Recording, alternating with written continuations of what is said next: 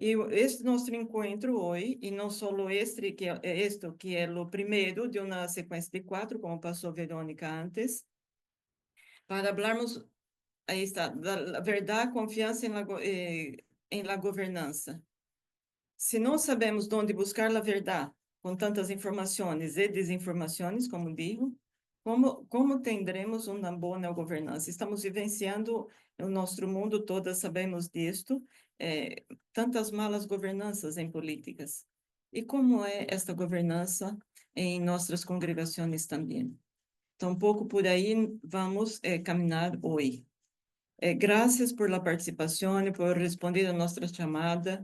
É muito importante, porque temos pessoas, essas que vão falar com nós outras, são pessoas especializadas para falar desde sua experiência nesses quatro âmbitos, desde a comunidade, a pastoral, a comunidade pastoral, a teologia e a Bíblia, a verdade e a boa governança. Então, graças, e amanhã teremos outro e depois os outros dois. Então, graças, e passo a palavra a Margarida para a oração. Gracias, Iside.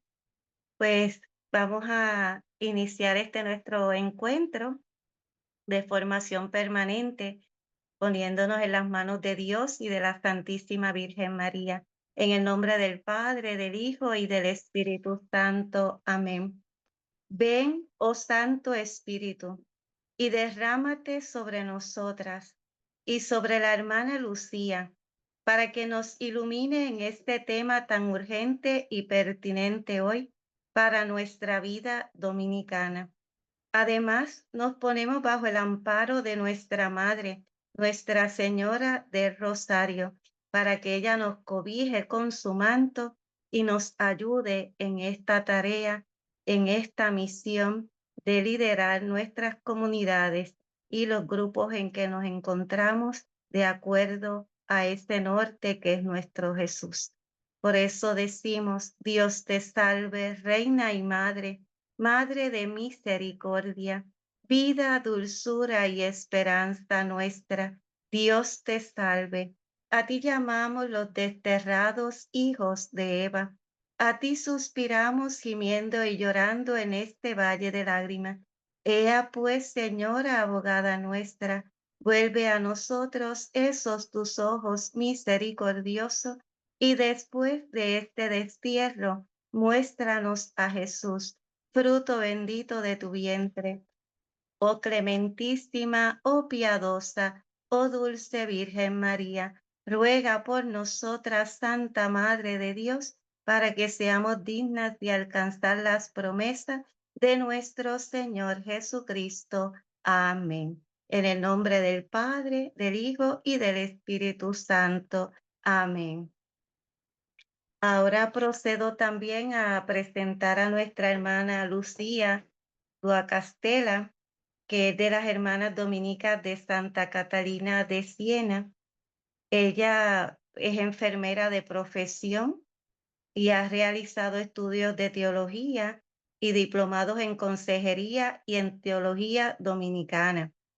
Es argentina y ha estado en misión muchos años en Perú y también un periodo en Nigeria. Como servicios en la congregación, ha sido acompañante en diferentes etapas de la formación inicial y ha prestado servicio como secretaria, consejera y ahora priora provincial. Y ahora mismo está en Argentina haciendo visita canónica a una de las comunidades y ha sacado este espacio para compartirlo con nosotras. Agradecida, Lucía, por tu sí a Dios y a nosotras, pues te acogemos aquí, ¿verdad? En este encuentro con mucha alegría. Y gracias por decir sí. Muchas gracias, hermana Margarita.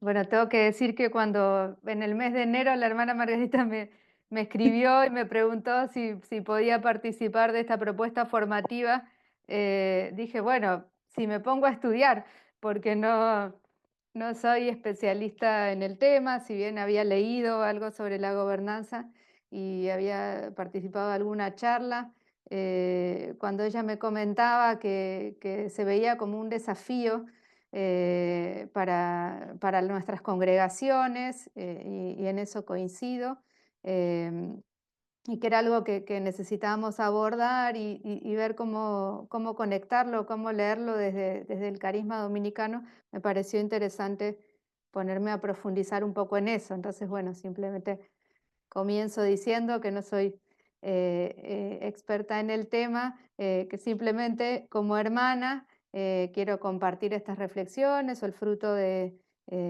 estudio en este tema, que, que también de alguna manera va en sintonía con búsquedas, preocupaciones, preguntas que nos hacemos desde la animación de congregaciones hoy, desde las preocupaciones por el futuro, desde los problemas que tenemos, em, y que bueno, que nos invitan a pensarnos de otra manera, a organizarnos de otra manera, a generar estructuras que sean diferentes, adaptadas a otro momento, a otras realidades que estamos viviendo, a otros desafíos del mundo. Bueno, un poco de todo eso vamos a hablar. Y sí, hermana, pero gracias por, por compartir ahí. em, el título que me que proponían para estos 4 encuentros es verdad y confianza en la gobernanza. Y bueno, yo intentaré, ahí en la siguiente diapositiva, puse algunos temas. Como me toca el primero, voy a querer hacer una introducción un poquito sobre el tema, sobre el concepto de gobernanza, de dónde viene, por qué lo utilizamos. ¿Por qué es importante para la vida religiosa? ¿No? Es un término que viene como de otras instituciones, ahí lo vamos a decir, pero que es importante también para la iglesia como institución, para nuestras congregaciones como instituciones, porque es importante poder nutrirnos de la profundización que hoy se ha hecho sobre estos asuntos para poder aplicar estos principios, estos criterios a nuestras organizaciones, que son las congregaciones, o que es CODALC, o que es DSI, de alguna manera a nuestros espacios de vida, como vida religiosa dominica, ¿no? También voy a hablar un poco de los obstáculos que podemos encontrar en esto, porque es algo que de alguna manera todavía nos resulta bastante ajeno o desconocido o difícil de implementar, o porque encontramos límites personales, comunitarios, congregacionales para aplicar ciertas cosas. Y después, en un segundo momento, o sea, esta sería como una introducción, porque por ser la primera en entrar en el tema, por ser este el primer encuentro. Y después, en un segundo momento, ir entrelazando esto con el carisma dominicano, y cómo desde alguna manera en nuestra espiritualidad dominicana encontramos muchas de las bases de lo que van a ser luego los principios de la gobernanza, y cómo justamente la gobernanza viene a encontrar maneras concretas de plasmar algunos aspectos relacionados con el carisma dominicano. Por eso yo voy a tratar de relacionar el tema de la verdad con la transparencia, y el tema de la confianza con la corresponsabilidad y con la rendición de cuentas, que estos, transparencia, corresponsabilidad, rendición de cuentas, y ya voy a decir algunos más, son temas fundamentales dentro de la gobernanza. Y que después podamos llegar juntas a algunas conclusiones. Yo voy a mencionar solo algunas, pero y sobre todo también desafíos para nuestra vida de comunidades y eso. El enfoque comunitario que me han pedido, voy a intentar que no se reduzca a la comunidad local, a las personas con las que vivimos solamente, aunque también allí se aplica, sino que también pueda iluminar lo que son nuestras relaciones en general, nuestras comunidades más grandes, como pueden ser una provincia, como pueden ser una comunidad educativa o de una institución, eh, o la congregación toda, ¿no? O incluso lo intercongregacional, ¿no? Pasamos a la otra.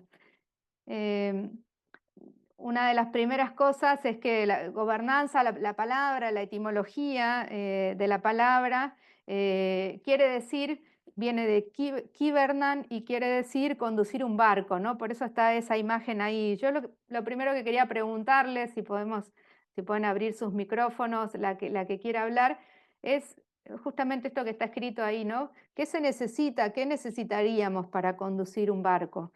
A ver si desde ahí podemos ir sacando algunos elementos.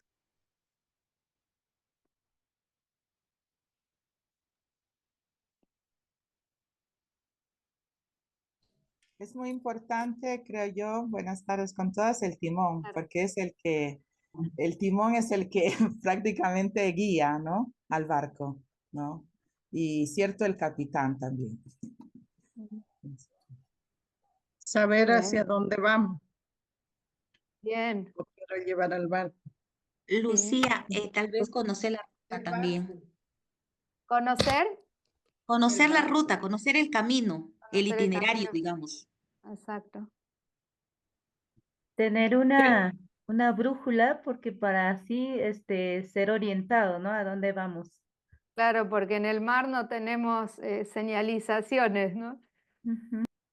Mm, Estar preparado también para este servicio. mm. Una preparación, ahí ponen en el chat, se necesita también el viento a favor, ¿sí?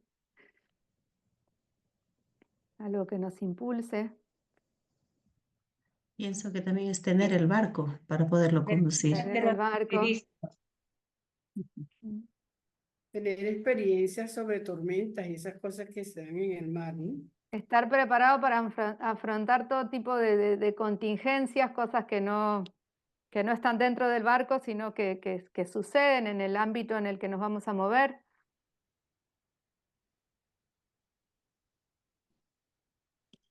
Algo importante también creo que en cuanto al piloto y a las dificultades que se puedan presentar, es el último en salir. Siempre tiene que estar atentos a las situaciones y a todas las personas que están pues, en su alrededor y que puedan salvarse, ¿no? Confianza, ¿Cómo? confianza. Confianza. También ahí decían en el chat, se necesita combustible y ahí se me fue el chat. Y saber a dónde nos dirigimos. ¿Mm? Bien, ahí dijimos bastantes cosas que tienen que ver con este tema.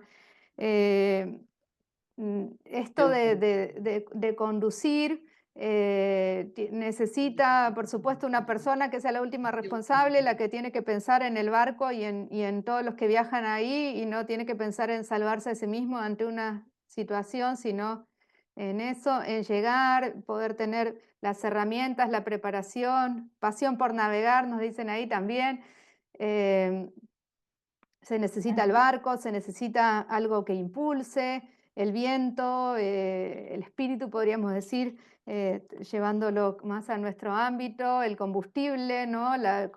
Estar preparados, ¿no? Buen capitán, sí.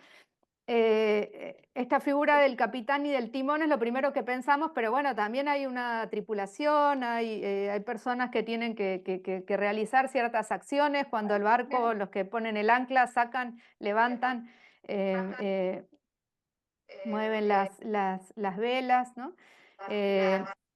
Entonces, también siento un poco de eco. También es, de alguna manera, un trabajo en equipo, ¿no?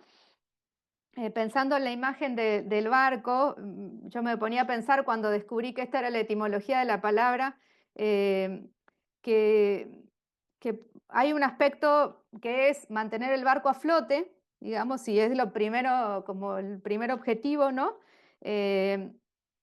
Hacerlo funcionar, hacerlo avanzar, estar preparados para las contingencias climáticas o de otro tipo. También es importante el rumbo, la sostenibilidad, ¿no? Asegurarnos de poder llegar a donde queremos llegar y de alguna manera es una tarea en equipo que requiere roles y funciones muy claras, muy definidas y en la que si bien el capitán cumple un rol fundamental, el capitán solo no podría, incluso con su experiencia, con su capacitación, llevar adelante, ¿no? Pero bueno, todo esto de saber a dónde vamos, de saber cómo hacemos para movernos en esas aguas que no siempre son iguales, que van cambiando, con esos vientos que también van cambiando, con las situaciones que se puedan presentar, eh, tiene, tiene que ver con una mirada como en el horizonte, donde no es solamente decir, bueno, completamos un día más y no nos hundimos, ¿no? Sino podemos estar perdidos también, eh, conduciendo, pero a la deriva, o en sentido contrario a donde queremos ir, o no encontrar las referencias como para saber si estamos en la dirección correcta o no. Y creo que todo esto se presenta también en la gobernanza de nuestras instituciones, de nuestros grupos, de la iglesia también, por supuesto, de nuestros países, ¿no? Y en otras entidades, ¿no? Pasamos a la otra. Entonces ahí les decía la etimología. La etimología, por supuesto que es la misma raíz que gobierno, gobernabilidad, gobernar, gobernantes, todas esas familias de palabra, ¿no? Pero fue adquiriendo o fue surgiendo como un término con un contenido específico en el siglo pasado y se fue como utilizando más en los años 80 para referirse a la forma de dirigir sociedades, en especial a los aspectos estratégicos de la dirección, de la toma de decisiones, ¿no?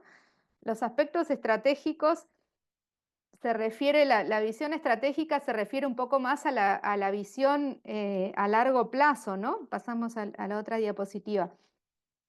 Y cuando decimos largo plazo, pensando en nuestras congregaciones, pueden ser en un futuro, ¿no? 5 años, 10 años, también más, ¿no? Pero no solamente en lo que son, quizás lo que puede ser un periodo de gobierno, de un equipo de animación, estar en un cargo, en un rol, lo que puede marcar un capítulo, sino incluso más allá. Pensar en la mirada más global de la institución, más a largo plazo, ¿no? Orientar esas decisiones, estrategias, ir como anticipando cuáles son las tendencias, hacia dónde vamos, qué va a ser de nosotras en 10 años, cómo nos vemos, si nos ponemos a pensar de acuerdo a la edad que tenemos, de acuerdo a los lugares en los que estamos, de acuerdo a cuántas somos, qué horizonte tenemos de acá a 10 años, ¿no? Qué desafíos tenemos. Y eso también para ir motivando, inspirando a quienes son los interesados, ¿no? Y para ayudar a tomar decisiones, a ir pensando estrategias, planes, objetivos, cómo planificar para que los objetivos de nuestra institución, de nuestra congregación, de nuestra familia puedan realizarse en un plazo más largo, más general, ¿no? Y como la necesidad de buscar acuerdos, consensos para saber bien hacia dónde vamos y que permita el compromiso de todos en esta navegación, digamos. Para que eso sea posible, se necesitan nuestras congregaciones, digamos, para enfocarnos en ellas, ¿no? Necesitan tener algunas características, ¿no? Tienen que poder tomar decisiones rápidas para dar respuestas, ¿no? Para dar respuestas coherentes, tomar decisiones para que verdaderamente se pueda responder a lo que se necesita, sea internamente o externamente o a contingencias que se presentan, ¿no? Por ejemplo, comentábamos con algunas al comenzar que hubo un temporal muy grande en una ciudad de Argentina, de la provincia de Buenos Aires, en esta semana, y hubo inundaciones, evacuados, muertos, ¿no? Son contingencias que requieren decisiones rápidas, pero también necesitamos respuestas coherentes, planificadas, anticipadas, ¿no? Una visión que diga, bueno, y para que esto no vuelva a suceder o para que esto no suceda en otro lado, ¿qué tendríamos que hacer? porque necesitamos las dos cosas. Hay cosas que van a surgir y para las que no estábamos preparadas, como puede ser la pandemia, como puede ser, no sé, una situación política. Hay congregaciones, por ejemplo, en Nicaragua, que de un día para el otro tuvieron que dejar el país. Bueno, tomamos decisiones rápidas frente a factores externos o emergentes. Pero también cómo nos vamos preparando en lo que sí está en nuestras manos, ir caminando o ir decidiendo, ¿no? Esas respuestas coherentes con nuestros valores, con nuestros principios, con nuestro carisma, con nuestros objetivos, con nuestra inspiración fundacional, ¿no? Y para eso la institución tiene que tener una capacidad funcional de funcionar, que pueda ser adaptable para colocarse en el mundo y para colocarnos en la realidad que tenemos hoy, ¿no? Tiene que ver también la gobernanza con poder adaptar estructuras a lo que hoy podemos sostener y animar. Muchas veces nuestras estructuras han quedado como un poco desfasadas de nuestra realidad actual, ¿no? Pasamos a la otra. Ya entrando más en una definición, la gobernanza sería el conjunto de principios, estructuras y procesos que guían la toma de decisiones y la gestión de una organización. Y tiene algunas características, ¿no? Buscando transparencia, participación y rendición de cuentas. Rendición de cuentas, lo digo ahora y seguramente lo voy a repetir varias veces, no se refiere solo a los números, digamos, a las finanzas de una congregación, de una institución, a lo contable, sino rendir cuentas de nuestra vida, rendir cuentas de nuestra responsabilidad, rendir cuentas del servicio que se nos ha confiado, cómo lo estamos viviendo, qué estamos haciendo, cómo estamos respondiendo por esto que el Señor y nuestras hermanas nos han confiado desde los distintos lugares, no solamente en los cargos en el cargo, en la situación de ser priora provincial, consejera, por supuesto que hay mucho más, pero desde la responsabilidad que cada uno tiene en una comunidad, ¿cómo doy cuentas de cómo estoy viviendo corresponsablemente esta misión? Entonces no se trata solo de administración, sino de cómo se ejerce el liderazgo para alcanzar objetivos comunes de una manera eficaz y ética, ¿no? Pareciera muchas veces que estas cosas a veces las vemos, y lo voy a mencionar de nuevo en los obstáculos, como dos cosas diferentes, ¿no? O hacemos las cosas ordenadamente, eficazmente, o las hacemos para que funcionen o las hacemos de acuerdo al Evangelio. No, la gobernanza dice las dos cosas, o la gobernanza en una institución guiada por el Evangelio dice las dos cosas: hagamos las cosas para que funcionen, respondamos a todos los requisitos que tenemos sin renunciar a los valores del Evangelio y del carisma, ¿no? Pasamos a la otra.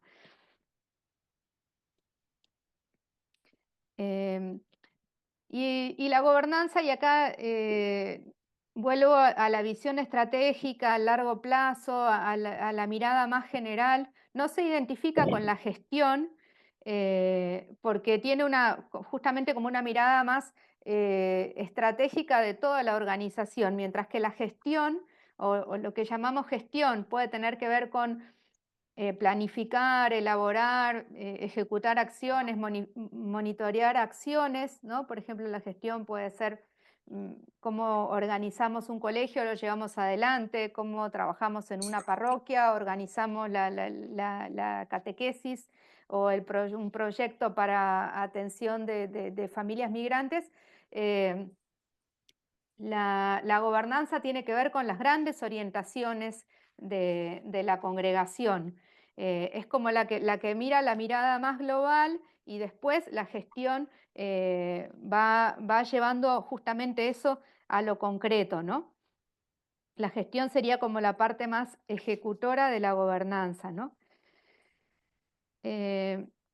Quizás para agregar en el concepto general de gobernanza, antes de entrar en lo propio de la vida religiosa o de una comunidad religiosa, no quisiera detenerme mucho en esto, pero sí para decir que no es algo que que surja en el ámbito o para hablar de congregaciones religiosas o de la iglesia, sino que surge en relación al gobierno de los países y a la manera de ejercer, a la manera de gobernar y a los mecanismos para vigilar cómo se dan, cómo funcionan esos gobiernos, el desempeño de los gobiernos, y se empieza como a exigir determinadas cosas de los gobiernos.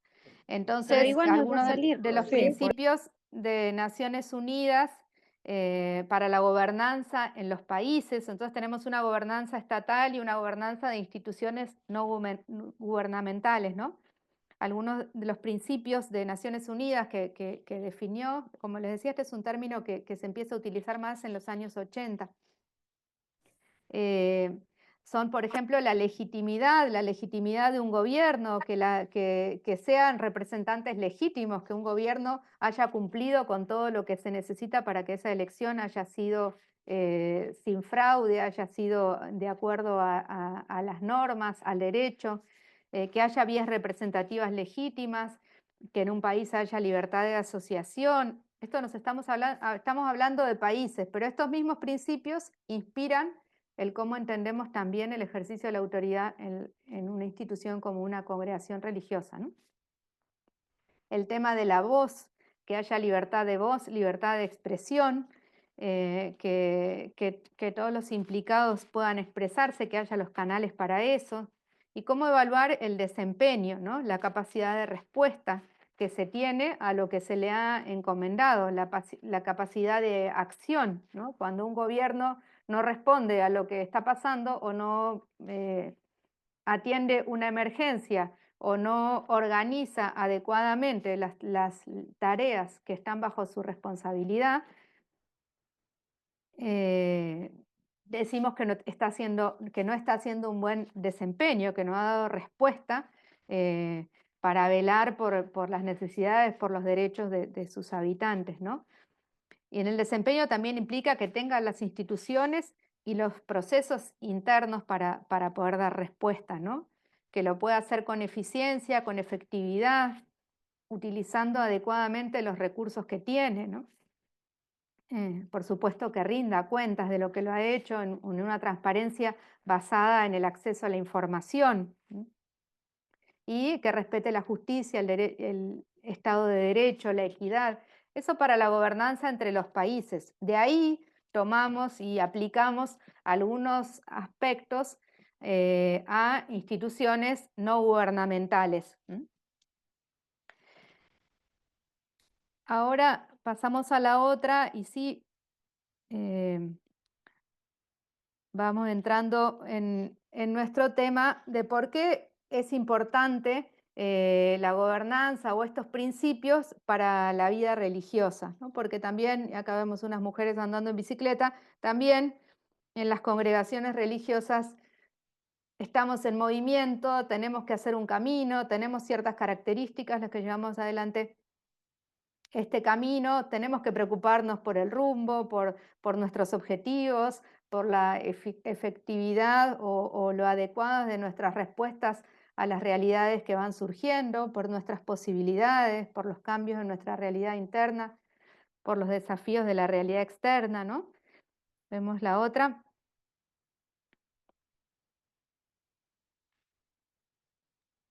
Entonces la gobernanza en el contexto de la vida religiosa, de una comunidad, de una congregación, de una provincia, de una delegación, de acuerdo a cómo estemos organizadas, ¿no? Pensemos cada una en cuáles son nuestros ámbitos, ¿no? O los ámbitos en los que ejercemos también liderazgo o responsabilidades. En el contexto de la vida religiosa, la gobernanza tiene que integrar el carisma, no solo integrarlo, sino partir de ahí, ¿no? Nutrirse de ahí, pero integrar carisma, misión, comunión fraterna, ¿no? Asegurando que la gestión de los recursos y las decisiones estratégicas estén alineadas con la identidad y los valores de la congregación. Esto quizás es lo más importante. Yo les decía que la gobernanza tiene que ver con ese objetivo, con ese camino de identidad, rumbo, que es lo más firme, lo más estable que va a tener una institución, lo más heredado y a su vez a cuidar como patrimonio espiritual y también material. Desde esa identidad, cómo se aplica hoy y cómo planeamos lo que sigue, ¿no? Vemos la otra. Entonces, el ejercicio de la gobernanza apunta, o aplicar los principios de la gobernanza, apunta a garantizar la fidelidad al carisma, justamente no caer en esa dicotomía de decir carisma por acá, organización eficiente por otro lado, ¿no? O si nos enfocamos demasiado en la organización, vamos a descuidar el carisma. O no, estamos centradas en la misión, no nos podemos preocupar por nuestra organización. Bueno, justamente, si queremos cuidar la misión, tenemos que pensar cómo está nuestra organización y cómo vamos preparando a nuestra organización para que pueda garantizar la continuidad de la misión, la vitalidad del carisma, ¿no? La sostenibilidad de las obras, si es el caso, o de los proyectos, ¿no? Y la participación de todos los miembros en la misión, ¿no? Por eso necesita la transparencia y la corresponsabilidad, porque requiere toma de decisiones participativas, ¿no? Desde el diálogo, la corresponsabilidad entre hermanas, laicos, otras personas involucradas en la misión de la congregación, en la familia de alguna manera. Lo que interesa a todos, porque hace al por qué estamos acá y a lo que soñamos y buscamos y tenemos que cuidar como don recibido por el Espíritu y como misión recibida, requiere de un discernimiento, de una toma de decisiones acertadas, sabiendo que por supuesto nos podemos equivocar y nos vamos a equivocar, ¿no? Pero no es lo mismo equivocarse improvisando o en un arrebato que equivocarse intentando hacer un discernimiento y tratando de buscar que estén dadas las condiciones para el discernimiento, ¿no? Con procesos de discernimiento, ¿no? Adaptándonos a los cambios del contexto, buscando una gestión ética, evangélica de los recursos que tiene la congregación, no solo los económicos, sino los más importantes, los recursos humanos, nuestro patrimonio también espiritual, ¿no? Y para asegurar también una continuidad en la misión y en el liderazgo, cómo vamos preparando la etapa que sigue, sin dejar de hacernos cargo del momento presente y de todos los emergentes que surjan, pero pensando cuál es el paso que sigue y cómo habilitar para que otros también lo puedan ir dando, ¿no? Pasamos a otra.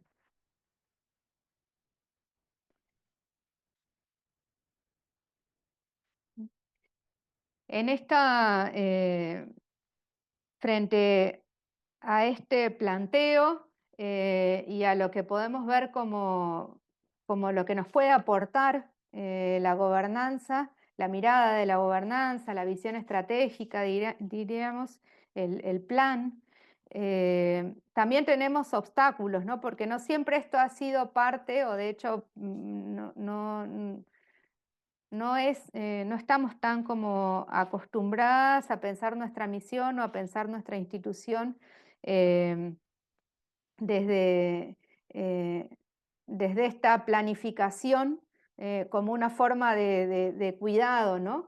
Porque muchas veces podemos pensar desde nuestra espiritualidad que lo que decimos siempre, y es cierto, ¿no? Que nuestra vida está en las manos de Dios, nuestra congregación está en las manos del Señor, que Dios proveerá, que es justamente nuestra certeza más profunda, pero que no nos exime de ser responsables con lo que también Dios en su providencia nos ha confiado y nos ha puesto en las manos, ¿no? Entonces encontramos obstáculos. Pasamos a la otra que enumero algunos obstáculos. Me estoy dando cuenta, yo tengo el problema de que hablo muy rápido y que lo estoy haciendo, cualquier cosa me interrumpe, me dicen. También si hay algo que no estoy logrando explicar con claridad, por favor me dicen. como obstáculos para aplicar los principios de la gobernanza a instituciones como pueden ser congregaciones religiosas, provincias religiosas, obras educativas, de salud, obras sociales, proyectos, entidades como puede ser CODAL o entidades que nuclean a la vida religiosa en general, ¿no? Y por supuesto que también a otras, ¿no? Pero estoy tratando como de poner el foco acá. Por un lado, que venimos en la iglesia y también en las congregaciones religiosas de una cultura de centralización del poder, de roles muy marcados y de una manera de entender también la confianza que muchas veces deja solas a algunas personas en la responsabilidad de la toma de decisiones, ¿no? Si bien ya vamos a ver nuestro carisma, el Evangelio, pero también nuestro carisma nos dice lo contrario, eso ha marcado mucho el estilo de la vida religiosa en el preconcilio, por supuesto, pero en el largo periodo posconciliar también y sigue estando presente, ¿no?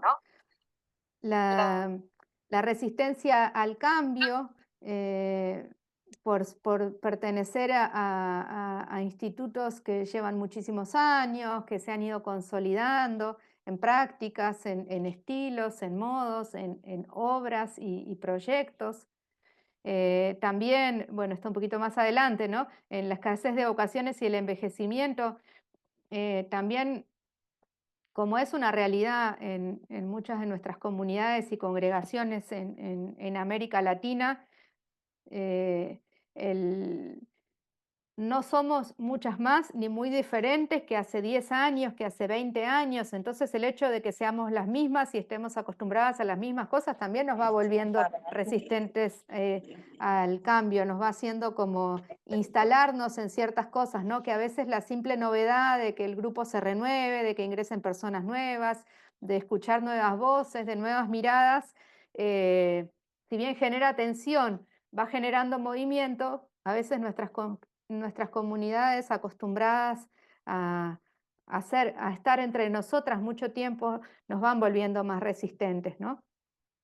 También el tema de la gestión y el liderazgo son aspectos en los que la vida religiosa en general no ha optado mucho por formarse, por formarnos, si bien esto en los últimos años viene cambiando y se viene hablando mucho más y se vienen generando espacios formativos y oportunidades, no es algo que sea todavía hoy, me animo a decir, disculpen si lo que digo no refleja la realidad de algunas, se basa un poquito más en lo que escucho, en lo que hemos compartido en espacios como estos o en otros espacios de vida religiosa, ¿no? No es nuestro fuerte todavía. Quizás sí lo que puede ser la gestión de una obra educativa, en lo que muchas se han especializado muchísimo, o de una obra sanitaria, ¿no? Pero aplicar estos principios a la gestión de congregaciones, ¿no? Sobre todo porque seguramente lo han hecho en otros momentos frente a otros desafíos, pero que hoy nos encuentran también frente al desafío de la vulnerabilidad, de la reducción numérica, del empequeñecimiento, ¿no? Y nos implica otro escenario para la gestión también y para el liderazgo, ¿no?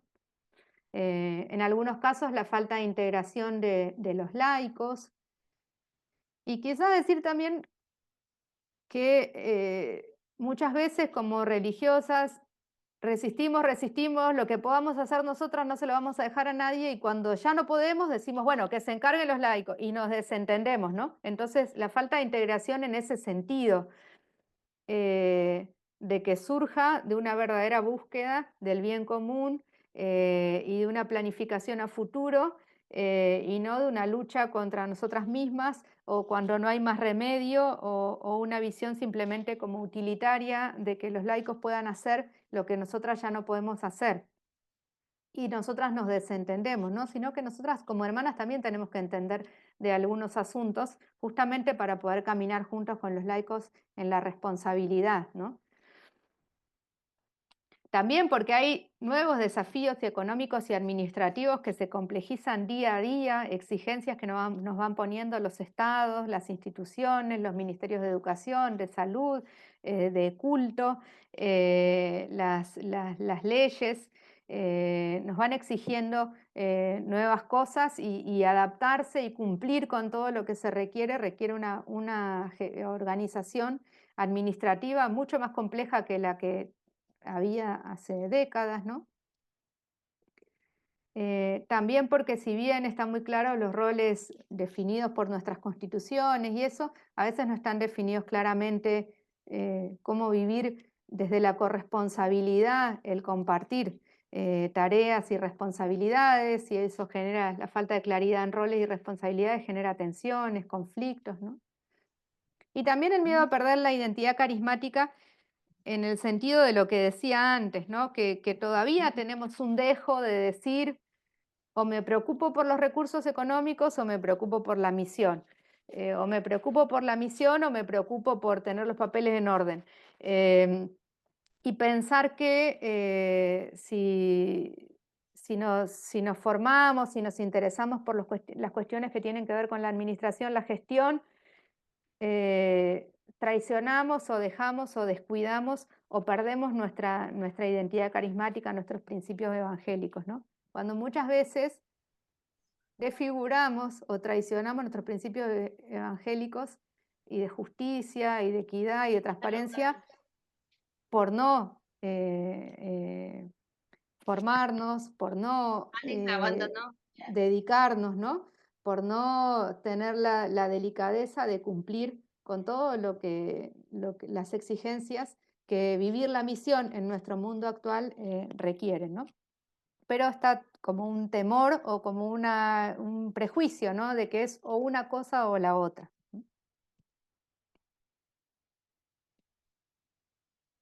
¿Cómo vamos hasta acá, Vero o Margarita? Pues bien, no sé si alguna hermana quiere hacer algún comentario a lo que está compartiendo Lucía.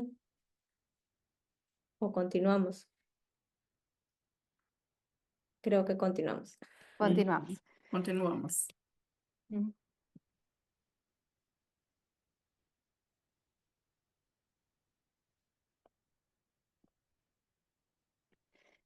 Ahora sí, entonces en este momento sí quisiera como ir conectando un poquito lo que decía con algunos aspectos más específicos del carisma dominicano, ¿no? Que nos habla tanto de la comunidad, de la corresponsabilidad, de la voz de la comunidad y de la autoridad del capítulo o de la comunión, por encima incluso de lo que diríamos el capitán del barco, ¿no? Sabiendo que el capitán del barco tiene un rol específico que no lo puede abandonar ni diluir en la responsabilidad del grupo, ¿no? Pero con esas características particulares. Pasamos a la otra.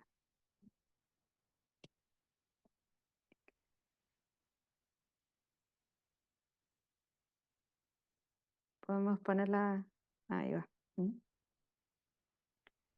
Bueno, como yo pensaba, cuando pensaba en estas cosas, lo primero que pensaba en relación al carisma era la persona de Domingo, ¿no? De Santo Domingo, que aparte de los como principios, ¿no? Más espirituales, carismáticos que nos fue dejando en la organización de la orden, él en su persona fue alguien que se dedicó a un plan, ¿no? Que diseñó un plan para la predicación en la iglesia o para la contingencia del que estaba viviendo la iglesia, ¿no? Una predicación en crisis, una evangelización en crisis, grandes fracturas, por supuesto por el drama de la herejía, y un estilo de predicación que no estaba dando ningún resultado. Y que estaba, digamos, permitiendo que muchísimas personas se trasladaran hacia los movimientos heréticos, ¿no? Entonces, en un primer momento, esta experiencia de Domingo y Diego en sus inicios y que después fue tomando más forma cuando a Domingo le tocó continuarla solo, de recorrer Europa caminando, escuchando y ponerse a pensar, fueron a hablar con el Papa después, ¿no? Ponerse a pensar hacia dónde estamos yendo, ¿no? Hacia dónde va la predicación, hacia dónde va la iglesia en este momento, en este siglo. Eso es un poco una mirada de gobernanza. Va más allá de qué estoy haciendo o cómo estamos acá, o capaz si pienso tal acción me va a dar mejor resultado.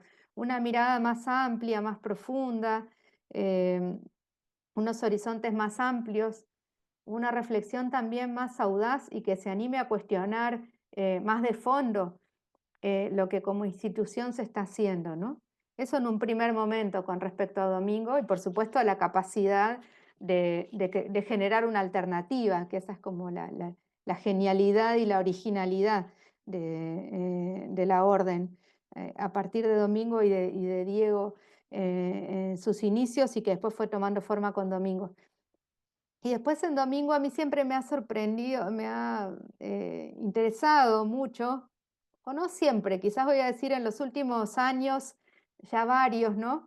Desde donde me he detenido un poquito más a descubrir, porque lo primero que me había llamado a la atención quizás era lo que dije al principio, ¿no? Su audacia, su caminar peregrino con horizontes amplios, en pobreza, en sencillez.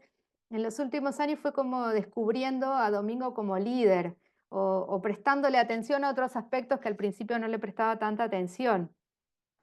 Su capacidad de organizar, su capacidad de escuchar, pero de pensar un poco más allá. ¿Qué va a pasar con la orden? ¿De qué manera podemos flexibilizar lo que son las observancias regulares para que estos hermanos puedan recorrer el mundo enfocados en la misión? La cantidad de bulas que fue consiguiendo, por ejemplo, para que los frailes pudieran celebrar la misa en altares portátiles, que era algo impensable en ese momento, permisos para no depender, digamos, de un lugar, la cantidad de cosas que hizo para que la organización que estaba surgiendo tuviera la adaptabilidad a los objetivos que se estaba planteando, ¿no? No sé si lo logro explicar claramente. Esa mirada de Domingo, el pensar en la aprobación de la orden, en una orden que tuviera esas características, la cantidad de esfuerzo y de tiempo que le dedicó a esto, ¿no? Incluso escribir constituciones, legislación, a preocuparse por dar estructura. Y esta preocupación por dar estructura no era justamente algo que paralizase o que buscara la seguridad cómoda de los hermanos, sino todo lo contrario, a dar estructura que fuera una plataforma de impulso a una organización que iba a ir mucho más lejos que él, ¿no? Y aun cuando Domingo hubiera querido él, por vocación y sueño personal, irse él a las periferias de la misión de su tiempo, aceptó que los hermanos le pidieran que continuara en ese rol de conducción, que fue fundamental para la aprobación de la orden y para todo lo que iba a venir después, ¿no? Entonces, creo que eso es lo primero que me surge, que me surgió en esta reflexión, pensando en cómo se relaciona el carisma dominicano o la espiritualidad dominicana con esta idea de la gobernanza. Por supuesto, Domingo, un hombre de la Edad Media, no teníamos este lenguaje, estas palabras, ni tampoco estos desafíos, ni estos procedimientos, ni estos principios definidos, pero su visión ha sido claramente estratégica y quiero aclarar que me refiero a estratégica en ese sentido, de poder mirar más allá, mirar en profundidad y de generar una estructura que pueda responder, una organización viva que pueda responder al gran objetivo de lo que él descubrió que era un llamado y un impulso del espíritu, ¿no? Entonces este me parece el punto más importante, ¿no? Por eso la gobernanza es más que administración, ¿no? Es esa mirada estratégica que orienta la misión y la continuidad de la congregación o de un proyecto, ¿no? De un proyecto misionero, ¿no? En nuestro caso, ¿no? Y como tal, el carisma de la predicación, como lo decía recién, tiene que ser el eje de la gobernanza, así como lo fue para Domingo, también para nosotras, hermanas dominicas de vida apostólica en América Latina hoy, ¿no? Ese tiene que seguir siendo nuestro horizonte. Por supuesto, en una realidad que ya no es esa, ni geográficamente, ni históricamente, ni en ninguno de los sentidos. Entonces tiene que ir dando posibilidad de una organización diferente, pero adaptable a los cambios para asegurar la vitalidad de ese carisma, ¿no? Y bueno, quizás sí rasgos propios de la tradición dominica con su modelo de gobierno, como lo mencionaba, ¿no? Basado en los capítulos, en la consulta comunitaria, ¿no? Que va de alguna manera incorporando o delineando, así como decimos que la democracia dominicana fue tan novedosa para la vida religiosa de ese tiempo, para la iglesia de ese tiempo y aún hoy, podemos decir que de alguna manera hoy llamaríamos principios de gobernanza participativa y corresponsabilidad a esos mecanismos y procedimientos que Domingo nos dejó como tradición, ¿no? en la orden. Pasamos a la otra.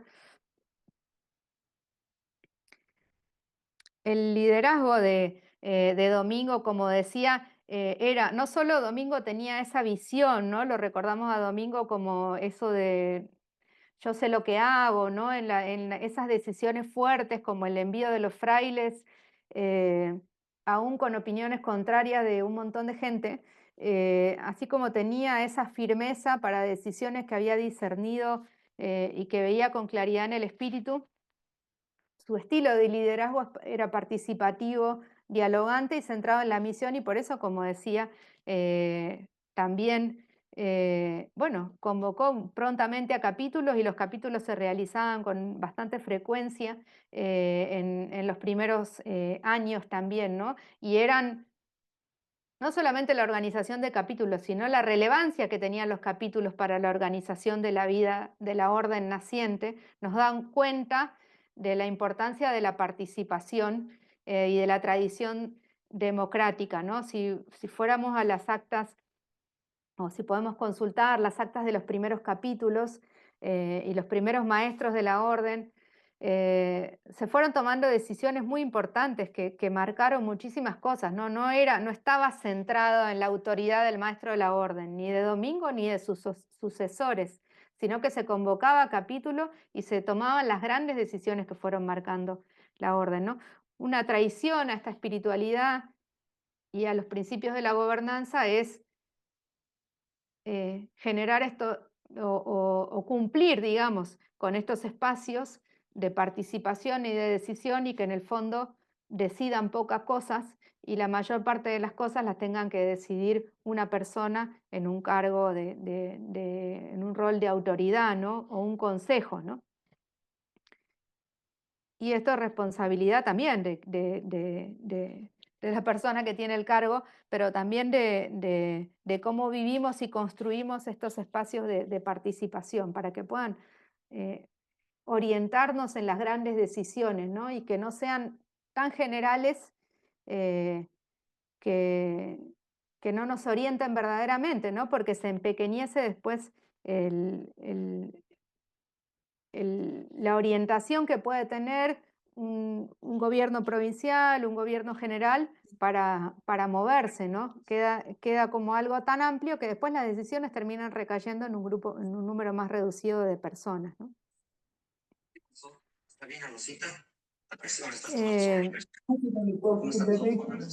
Pasamos a la otra.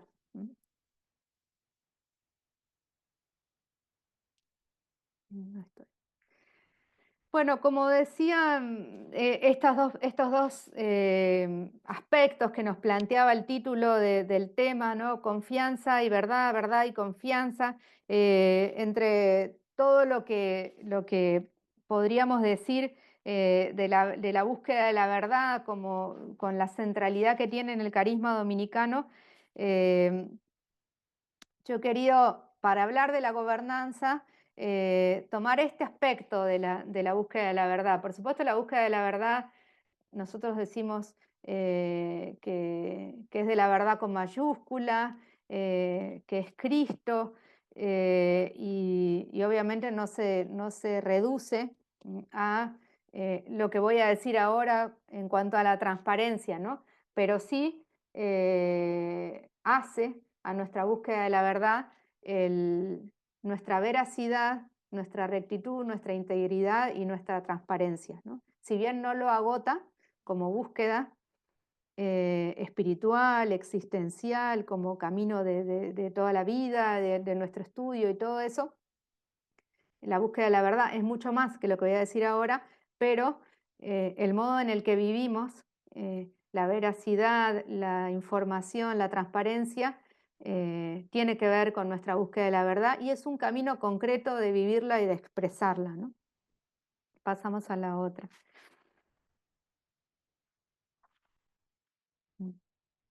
Entonces, como decía, la búsqueda de la verdad es un eje central del carisma dominicano y la transparencia, que es un principio de la buena gobernanza, está conectada porque exige honestidad, apertura, responsabilidad, y es una expresión concreta, la transparencia es una expresión concreta de la búsqueda de la verdad, porque implica actuar con integridad, comunicar con claridad y rendir cuentas con sinceridad. En el contexto del liderazgo en una congregación, de responsabilidades de diferente tipo dentro de una congregación o de algunas obras de una congregación, como puede ser una obra educativa, la transparencia es fundamental también porque fortalece la confianza, ¿no? Pero porque nos protege a todos, ¿no? Hoy hablamos mucho de transparencia en contraposición también, por un lado en asuntos económicos y por otro lado, cuando hemos hablado del tema de los abusos y el encubrimiento, la transparencia sería justamente lo contrario. Por eso en la diapositiva anterior tenía esta imagen de un vitral que se puede ver del otro lado, ¿no? Caminamos o intentamos caminar cada vez más hacia procedimientos, hacia vínculos, hacia modos de organización, hacia acciones que no tengan que cubrirse y esconderse, ¿no? Por supuesto que tampoco la transparencia no implica que no haya privacidad e intimidad, ¿no? Porque así como uno no se desviste en un pasillo, sino que tiene lugares privados y al baño no le ponemos puerta de vidrio, sí hay muchos espacios en los que podemos crecer en transparencia y que es nuestra responsabilidad hacerlo, ¿no? Una cosa no va en contra de la otra, ¿no? Pero sí, en cuanto a este aspecto de la búsqueda de la verdad y de la confianza, me parece importante como desafío de este tiempo y como desafío de la gobernanza dentro del camino del carisma dominicano, pensar cómo podemos crecer en transparencia, ¿no? A nivel personal, individual, transparencia dentro de la comunidad, hasta dónde comunicamos, ¿no? Esto de comunicar con claridad. ¿Qué comunicamos? ¿Comunicamos lo que hay que comunicar, lo que es necesario para el bien común? ¿Me doy a conocer? ¿Me dejo ver? ¿O tengo una parte que comunico hacia afuera y algo muy distinto hacia adentro, ¿no? ¿Puedo ser clara frente a algunas cosas o evito algunas cuestiones porque son más complejas, más polémicas o evado un poco la comunicación, ¿no? Muchas veces, ya si vamos a la comunidad, experimentamos que hay ciertas cosas que nos cuesta decirlas en comunidad, porque nos sentimos juzgadas, porque no nos sentimos escuchadas, porque decimos, no lo digo acá porque acá no lo puedo decir porque ya van a decir esto, lo otro. Y también es verdad, ¿no? Entonces tenemos que preguntarnos qué lugar damos para que cada una se pueda expresar y vivir en transparencia, cómo acogemos eso que la otra tiene para decir, pero también preguntarnos si a veces eso de decir, no lo digo porque no lo puedo decir acá, se lo digo a vos, pero no lo digo más allá, no lo puedo decir en mi comunidad, si algunas veces no encubre o esconde quizás cosas que, con las que en el fondo no nos sentimos tan tranquilas, ¿no? y que preferimos que no se sepan, aunque sean pequeñas cosas, ¿no? Repito, sin quitar la privacidad, el derecho a la intimidad, el que hay ciertas cosas que no se pueden compartir, muchas veces nos vamos hacia el otro extremo y nos vamos volviendo como menos transparentes, ¿no?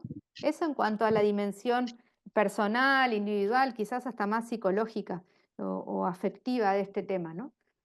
Pero también en qué medida nos abrimos a que las cosas puedan ser claras para todas, que la información circule, que la información que sea importante para todas pueda circular, que no nos ocultemos cosas unas a otras, ¿no? Y transparencia también en lo económico, en el poder clarificar ciertas cosas que a veces no están claras dentro de la vida de una comunidad, dentro de una obra, poder decirnos, poder confrontarnos con caridad, poder decir, la verdad que no sé este criterio que utilizaste o qué criterio utilizaste, porque a mí me suena un poco raro, no me convence esta decisión que tomaste, o esto que decidiste, lo decidiste por tu cuenta. Podemos hablarlo en comunidad, ¿no? Darnos esos espacios, porque muchas veces tomamos decisiones solas porque sentimos que no las podemos comunicar y entonces después que ya la hicimos no lo vamos a comunicar porque ya está hecho, ¿no? Entonces le vamos poniendo como capas a la información o vamos parcelando la información. Entonces creo que hay como caminos a crecer en transparencia, en lo personal, en lo comunitario y por supuesto a nivel de institución más grande, ¿no? Ahí pasamos a la otra. Ya no en la comunidad local, pero si pensamos en una entidad como una congregación, como una provincia, como una delegación, como una región, ¿no? También la búsqueda de la verdad y la transparencia implica evaluar con honestidad, con rectitud, nuestra realidad, poder ponerle nombre a las cosas. A veces la falta de verdad o la falta de transparencia está en que somos cada vez menos y no sabemos cómo vamos a hacer para salir adelante y no nos animamos a hablar de eso o no generamos los espacios para hablar de eso, ¿no? Reconocer los desafíos y discernir los caminos con lucidez, ¿no? Encontrar como el mapa para moverse dentro de las tormentas que atravesamos, ¿no? La búsqueda de la verdad también es cómo hacer verdad en nuestra propia realidad congregacional, cómo poder decirnos las cosas con caridad, con honestidad, con respeto, pero sin callar lo que puede hacer daño a nuestra misión, a la vitalidad de nuestro carisma, poder decir las cosas, poder hacer verdad sobre nosotras mismas, también como institución, como organización, poder hablar de las rupturas que nos dividen, poder hablar de las dinámicas incluso abusivas que muchas veces nos han ido condicionando, poder decir lo que nos pasa como institución, como congregación, como familia, también hace a la búsqueda de la verdad, la transparencia. Que no haya temas de los que decimos de eso no se puede hablar. Por supuesto, tenemos que encontrar dónde y cómo hablarlo, ¿no? Pero crecer en transparencia en ese sentido, ¿no? Como dice ahí, ¿no? No solo dar información, sino permitir que la luz de la verdad ilumine las decisiones, ¿no? Que eso iría caminando, ¿no? Hacia generar un liderazgo confiable, evangélicamente auténtico, ¿no? Hay momentos de nuestra historia que nos han dejado heridas y sobre los que es muy difícil volver o hablar. Entonces, poner palabra a ciertas cosas también hacia la transparencia, porque lo que podemos nombrar lo podemos visibilizar. Sigue la reunión. Pasamos a la otra.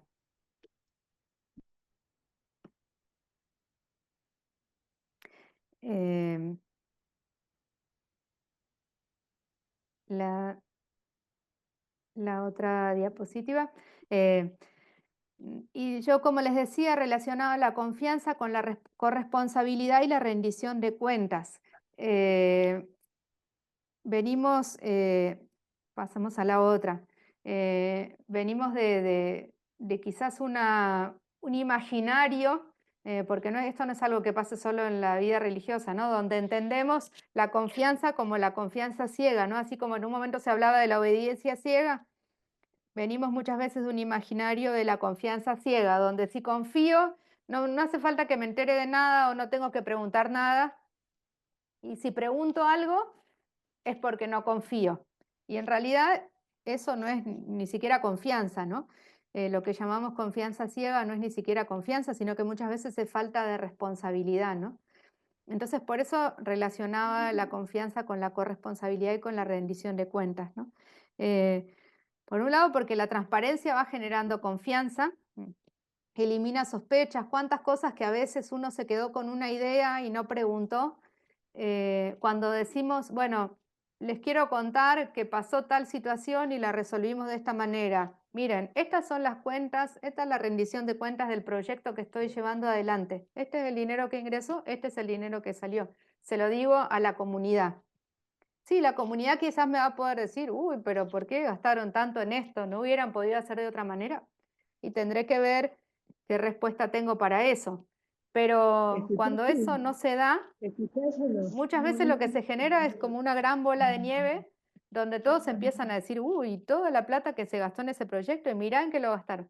Como no tengo el acceso a la información completo con suposiciones, con miradas parciales, con comentarios, cosas que muchas veces no son tan turbias como las podemos imaginar, pero que se van agrandando porque faltó información.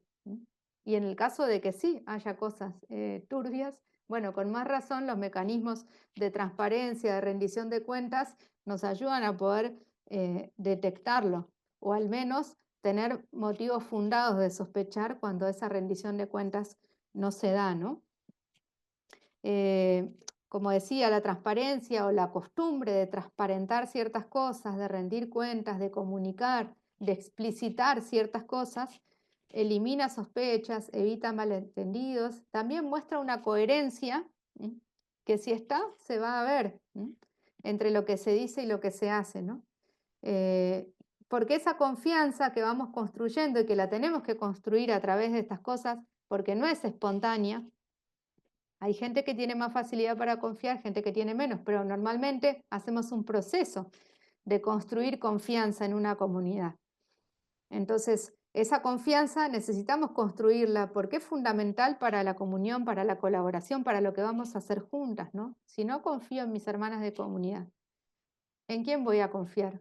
¿Cómo voy a hacer para delegar responsabilidades? ¿Cómo voy a hacer para contarles lo que está pasando? ¿Cómo voy a hacer para pedir ayuda cuando tengo un problema o cuando haya un problema de la misión, ¿no? Y acá, por supuesto, que todo lo que estoy diciendo tiene una exigencia mayor para quienes tienen roles de liderazgo y de autoridad. Hace parte del servicio que se les confía esa mayor responsabilidad. Si bien es responsabilidad de todas, también yo creo que hay que dar el ejemplo. Y lo digo no porque yo lo haga, sino porque creo que es así, ¿no?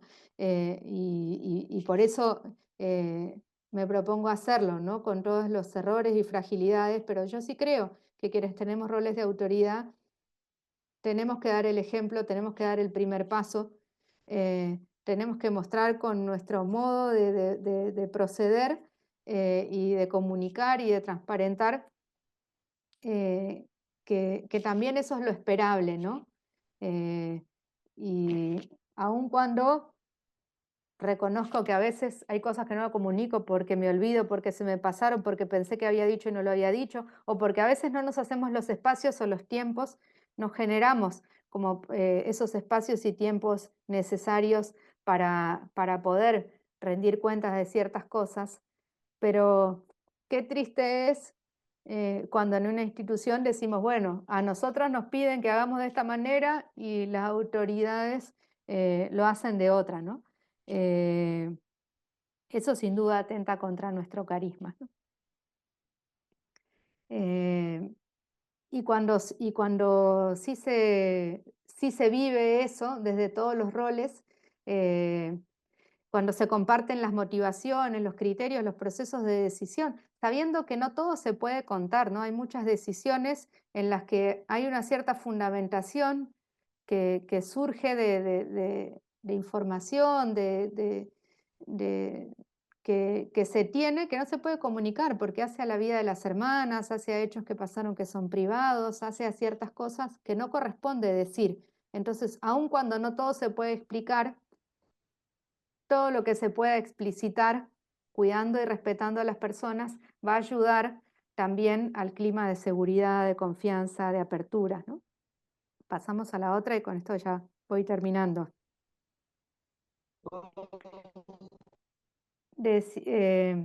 Entonces, como decíamos, la verdad se busca y es mucho más amplio que esto, pero también se vive con la responsabilidad, ¿no? La rendición de cuentas también es un ejercicio de humildad y de servicio de todas. Yo creo que todas las hermanas en una comunidad tenemos algo de lo que rendir cuentas. De si estoy yendo a la misión y estoy cumpliendo con el servicio que la comunidad me encomendó, si lo dejé, por qué lo dejé, si me siento frustrada, que pueda decir me siento frustrada y no sé si voy a poder continuar. No, pero todas tenemos algo de lo que dar cuentas, todas tenemos una porción de responsabilidad en la misión y en la familia que nos ha sido confiada, ¿no? Mucho más desde algunos roles, ¿no? Desde los que uno tiene mayor espacio para toma de ciertas decisiones, ¿no? O tiene la responsabilidad última en la toma de ciertas decisiones, ¿no? Pero es un ejercicio de humildad, porque implica también abrirnos a que nuestras hermanas nos puedan decir que algo no estuvo bien, o nos puedan decir que había otras maneras de hacerlo, o nos puedan decir te equivocaste, porque nos equivocamos todas, ¿no? Y a veces también necesitamos escucharlo de nuestras hermanas. Creo que lo más difícil que nos puede pasar, y lo digo como priora provincial, es que nadie se anime a decirme lo que estoy haciendo mal, porque eso me deja en una posición de peligro y de riesgo mucho mayor, ¿no? No le decimos nada por su rol, ¿no? La dejamos sola, no le damos la posibilidad de cambiar o de convertirse, ¿no? Y entonces desde la perspectiva dominicana no es solo una obligación administrativa, sino un compromiso con la justicia y con la verdad, ¿no? Pasamos a otra.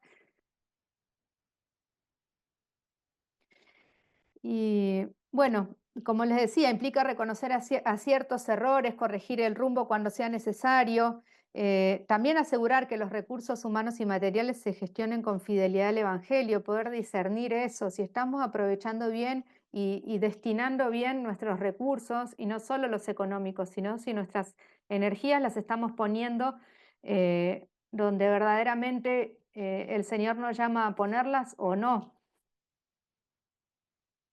A ver, me fui. Y bueno, como creo que ya de alguna manera lo dije, cuando la rendición de cuentas se hace con transparencia y en clima de confianza, no se percibe como un control externo o una amenaza, sino más bien, si vamos creciendo en esto, podemos, y vuelvo a lo que decía al principio, confiar no es cerrar los ojos y preguntar no es desconfiar, ¿no? Sino que si aprendemos a rendir cuenta de nuestra vida, de nuestras acciones y de nuestra administración, vamos a darnos cuenta que nadie nos está controlando o nadie nos está amenazando, sino que eso hace parte de la rutina de nuestra vida. A veces lo sentimos así porque como no tenemos organizados esos procedimientos como habituales, cuando se realizan uno dice, ah, bueno, pero ¿qué pasó? Pasó algo porque me pidieron que contáramos la plata todas juntas y que hiciéramos, y cuando eso podría ser lo habitual, ¿no? Cuando es lo habitual, lo podemos vivir de una manera con menos tensión, ¿no? Y con más tranquilidad y sabiendo que esa transparencia nos protege a todas.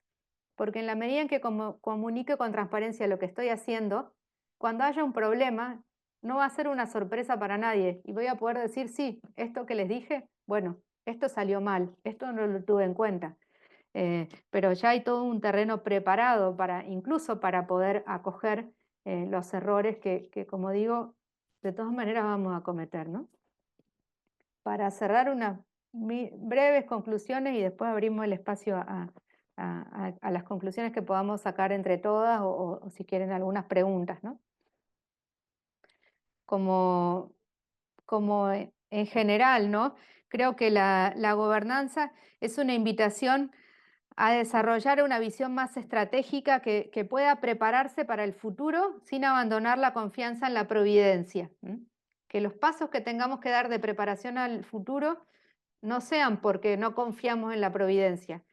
Y al revés, que la confianza en la providencia no nos haga cruzarnos de brazos y dejar todo en las manos de Dios, deslindándonos de nuestra responsabilidad, ¿no? También una propuesta de mayor cuidado planificado de la identidad carismática de nuestra congregación, de nuestra comunidad y del patrimonio espiritual y material justamente de esto mismo, ¿no? De nuestra institución. Que podamos ver la planificación como una forma de cuidado y de responsabilidad de lo que Dios y la Iglesia nos han confiado, ¿no? Y también la posibilidad de adoptar estructuras organizacionales que se adapten y a veces cambiantemente a la realidad y a la misión. ¿De qué manera tenemos que ir adaptando nuestra estructura, nuestra organización para poder responder a esto? Así como Domingo pensó en una estructura que fuera funcional a la misión, ¿cómo la pensamos hoy? Que tenemos una realidad diferente, tenemos otro número de personas, estamos desparramadas en diferentes lugares, tenemos otros desafíos. ¿Qué estructura organizacional necesitamos?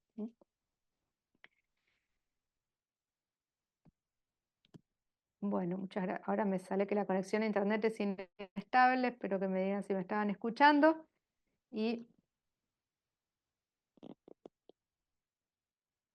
hasta acá la parte que tengo para presentar.